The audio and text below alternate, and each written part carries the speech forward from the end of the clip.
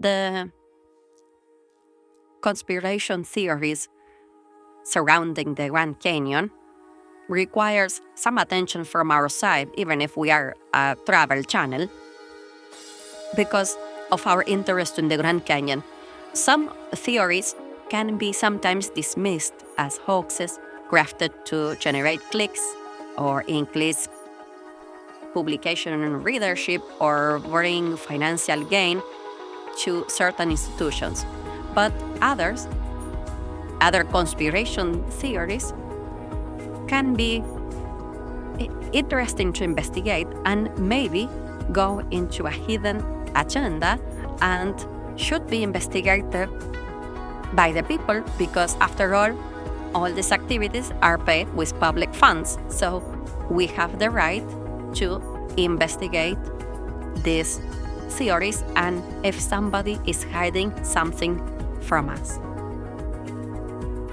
Because many times it happened that governments and organizations have withheld information from the public, lending some plausibility to concerns about concealed truths.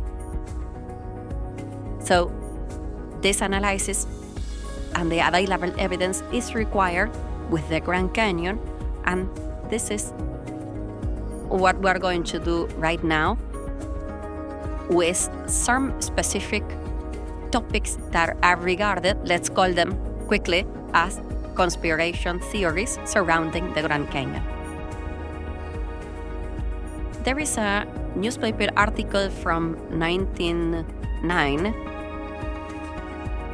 from a local newspaper, Arizona Gazette, reporting that an explorer called G.E. Kincaid discovered Egyptian artifacts in a tavern within the Grand Canyon.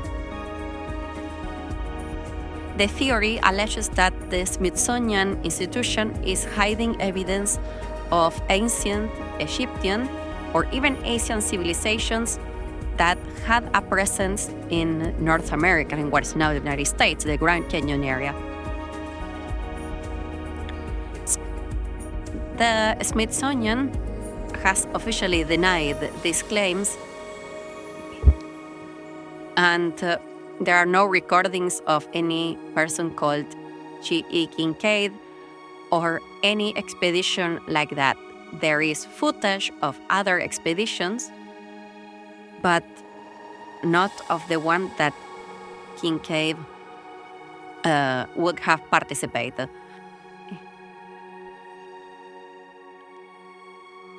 The second theory is that there are underground cities and tunnel systems. So this is a belief that there are vast underground cities or tunnels beneath the Grand Canyon, possibly allegedly built by ancient civilizations or even extraterrestrials. These areas are off limits to the public. Public cannot access to these areas, and this obviously fuels speculation about what might be hidden there, because this limitation is considered not really justified unless somebody would be hiding something. That is the theory. There is another theory that discusses paranormal activity in the area. They claim that the canyon is said to be a site of powerful energy vortexes, attracting unidentified flying objects and other paranormal phenomena.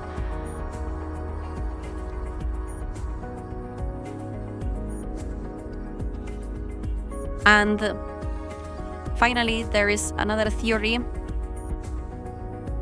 related to Native American histories, what in the rest of the world are called the Indians, the Aboriginal people.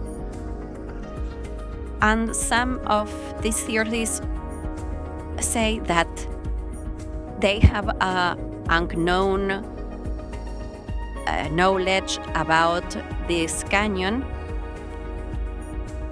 that the government somehow is trying to hide for whatever reason, that they have a knowledge that we could not have acquired right now.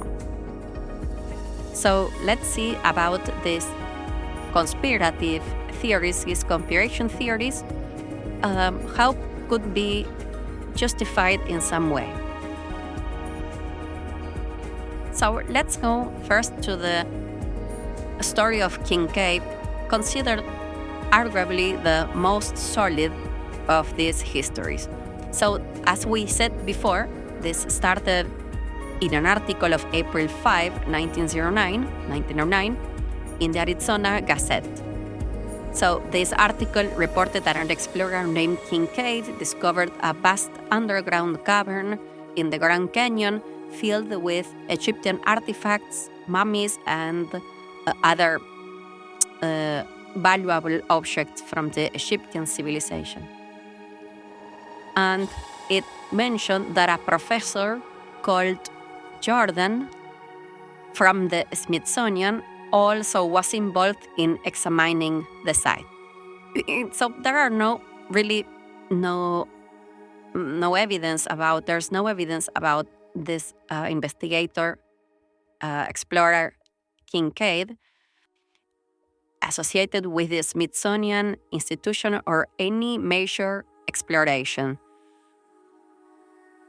There is no personal record yield about him. Similarly, there is no evidence that a Professor Jordan ever worked for the Smithsonian or participated in such an expedition or in any expedition at that time. And the Smithsonian institution denied any involvement with the discovery.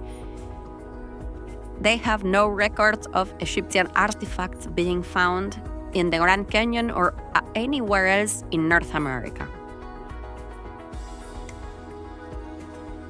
The Smithsonian institution, receive public money, receive federal money coming from your taxes. So a discovery like this would easily justify all the expenses, all the expenditure, all the public funding that goes to these organizations. So they are really interested in claiming, yes, something we found, your money goes to a good destination because we have discovered something or we have funded an investigation where somebody discovered something. But Smithsonian, of course, always denied this discovery.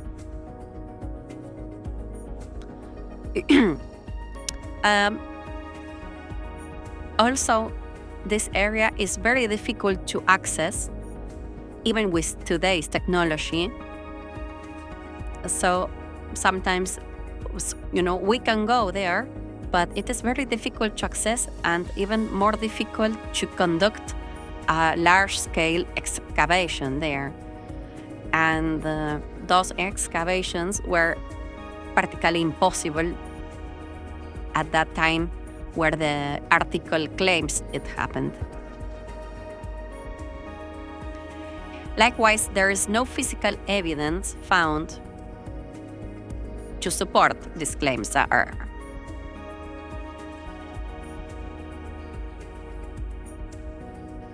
And finally, there is no evidence of any transoceanic contact. There is no credible archaeological evidence supporting the idea that ancient Egyptians or Asians had contact with North America before the Viking exploration. We consider that the Vikings do arrive to current American and Canadian territory, might have arrived, and maybe the Romans could have arrived to Canada also, but there is absolutely no evidence of this Egyptian civilization at all. The second point about the underground cities and a network of tunnels is very interesting.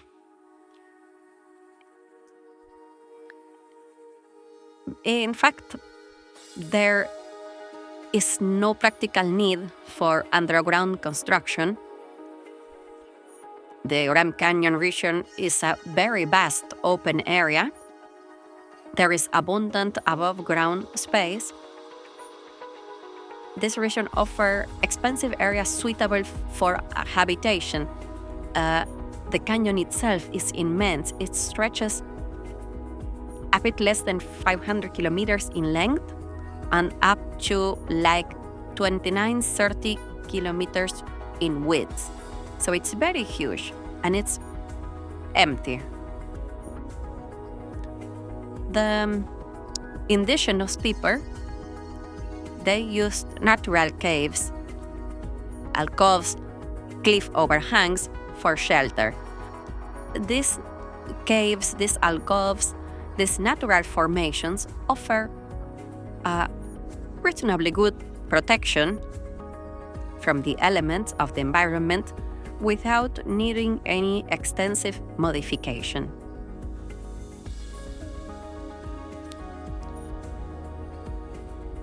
We understand that building above the ground or modifying existing natural shelters is less labor-intensive than excavating underground spaces, considering the technology available to the indigenous people of that area.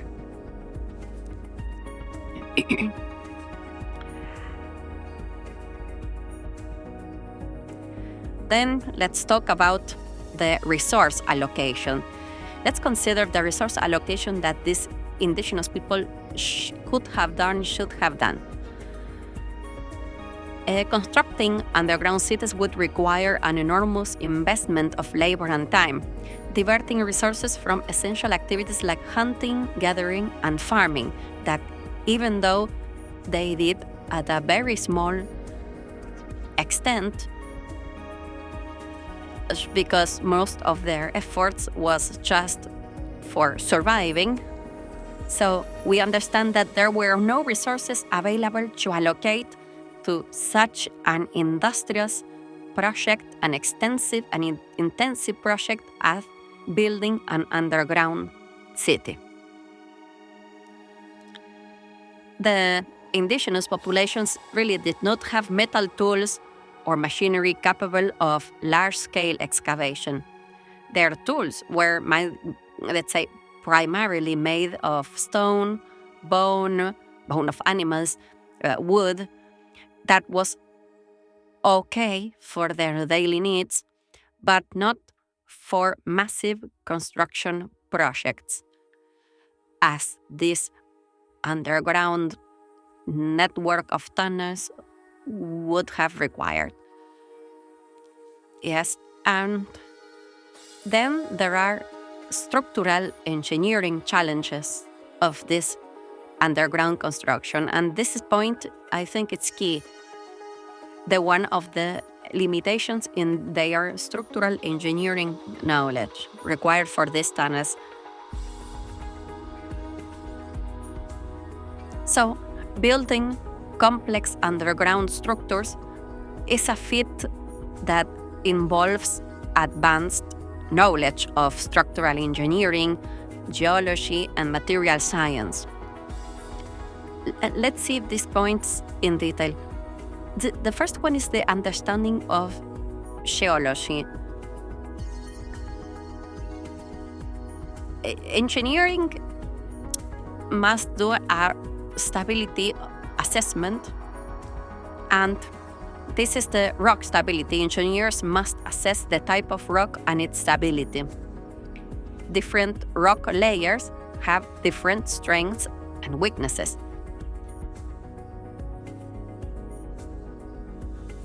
The Grand Canyon geology includes different layers of limestone, sandstone, shale, granite, each with unique properties. All these properties were unknown completely for these Aboriginal people.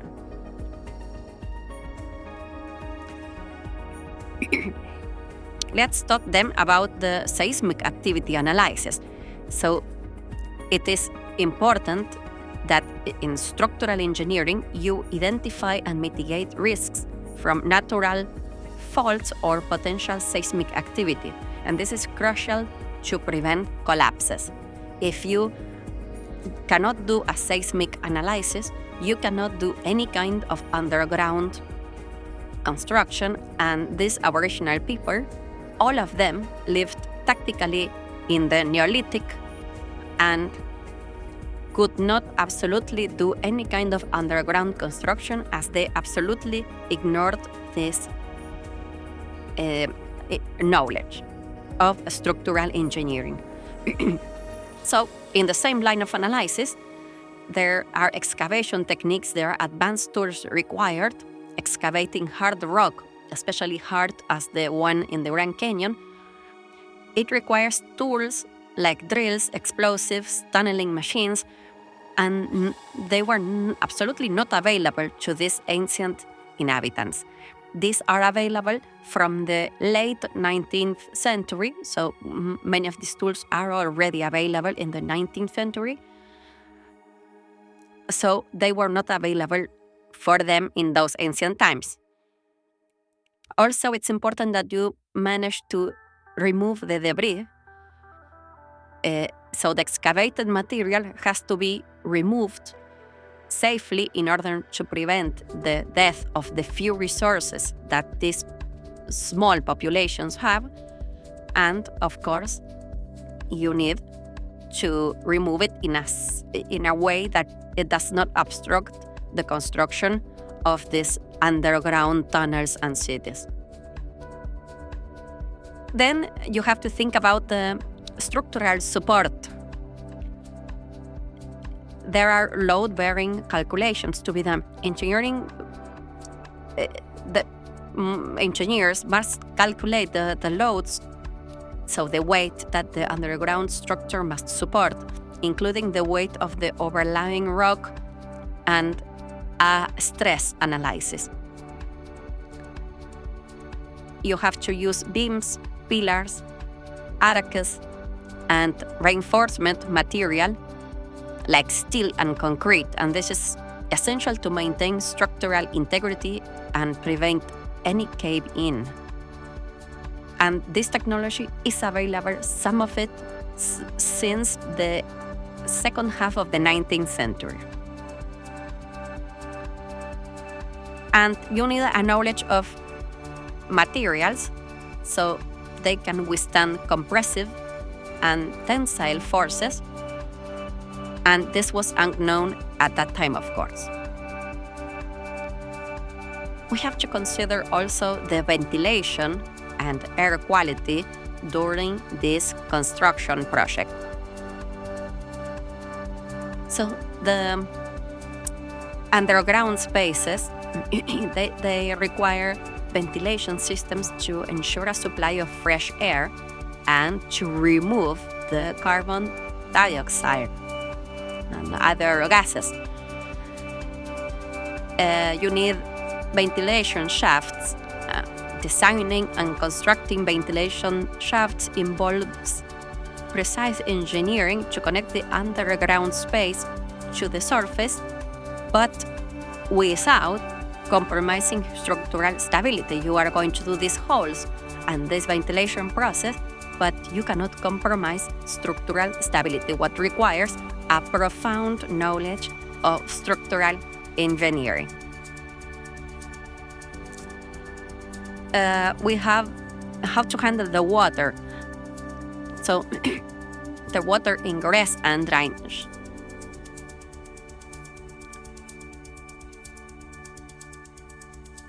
The underground constructions often face challenges with groundwater seeping in, which can weaken structures and lead to flooding. Then you have sealing and waterproofing. So there are techniques to seal walls and floors and systems to channel water away, and they are absolutely necessary. This also requires knowledge, not only of engineering, to be more precise, of piping systems that absolutely they ignored completely. And what about the lighting and living conditions necessary? So you have to provide light in underground spaces, and this is access to natural light, or to have artificial light sources.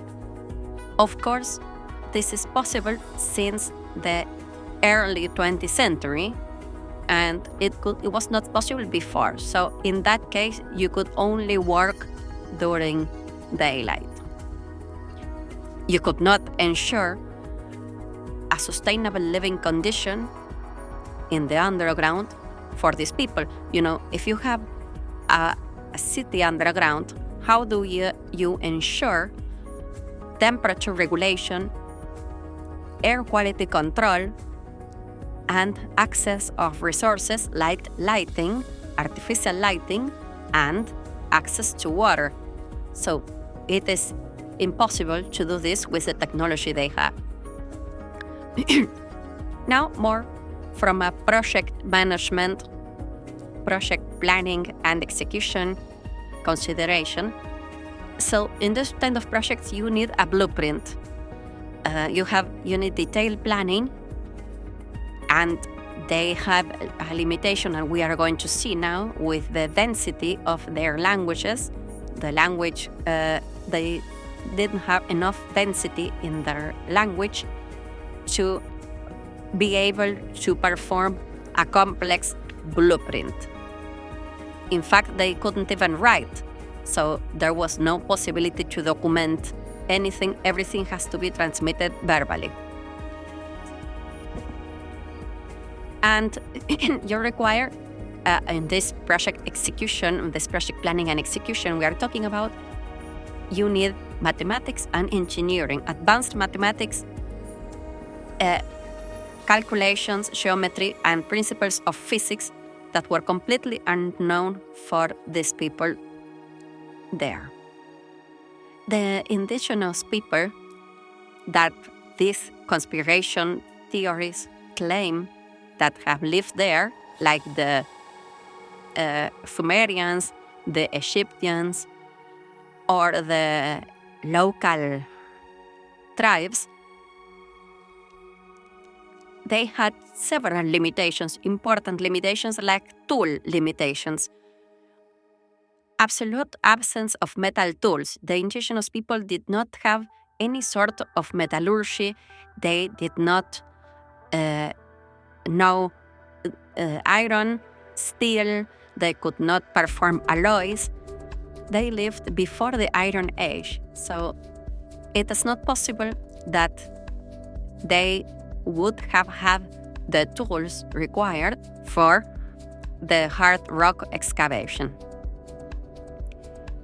Then they have a total lack of written language for complex language. For complex planning. They have languages with low structural density, and they did not write. So they could not create documents to transfer this knowledge or to perform a division of work.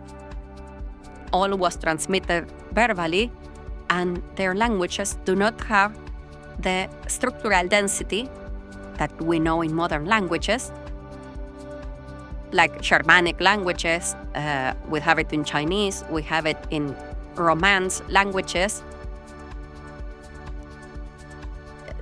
So this lack of structural density, they didn't have it, so they could not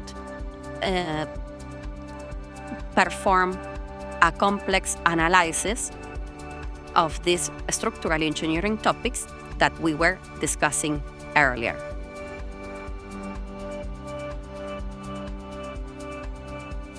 And then their economy, their society, they adapted to their environment just for surviving, not because they were into sustainable living, but they were focused on surviving, not on creating these underground structures and developing structural engineering problems. Their occupations were trying to survive and keep their territory.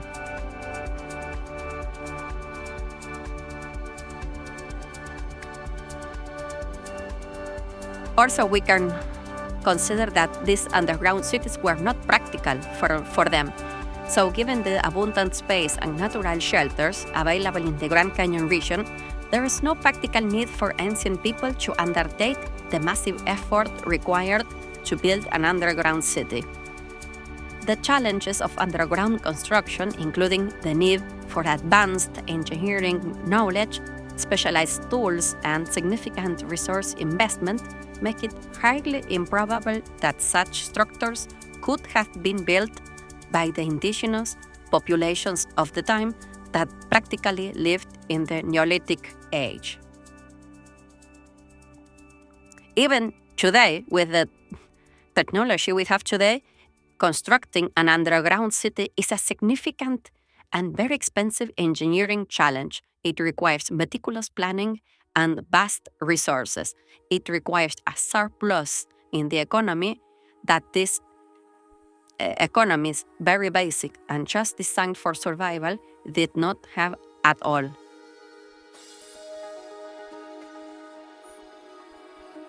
Examples like subway systems or underground facilities, the subway, they take years to build, even with the technology and the advanced machinery we have today.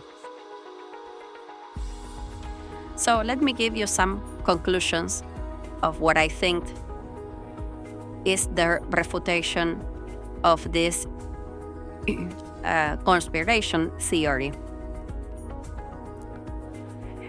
Underground cities are impractical in the Grand Canyon, given the abundant space and natural shelters available already in the Grand Canyon region.